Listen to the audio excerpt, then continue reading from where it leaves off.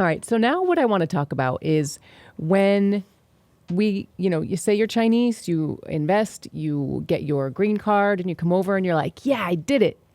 Woohoo! Success. That's not necessarily true. There's a lot of things that they may not be aware of when we talk about taxes. Huge traps. Huge traps. Yes. And the first thing you said is universal tax jurisdiction. So our tax system is very different from China's. What they may not realize is their worldwide income then becomes taxable. Holy crap. And we already have the most complicated tax system in the world. And then you're going to add to that, you're dealing now again with tax treaties, perhaps. You're dealing with worldwide income. I can't even imagine how staggeringly difficult that's going to be to figure out. Right. People in China have no idea how completely different U.S. taxation is.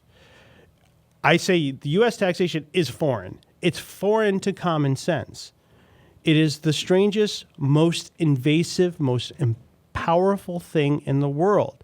The whole idea is to attract capital into the U.S. and not allow it to leave. So that means when you're an EB-5, you become subject to the universal taxation of the IRS.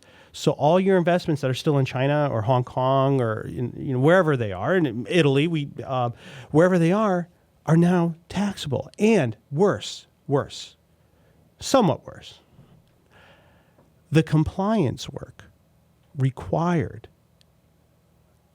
is staggering. You'll have a Form 5471, 8858. Those are really the big ones for partnerships, and 5471 is for corporations, 8858 is for partnerships. They are breathtakingly complicated, even for small companies, even for just small companies.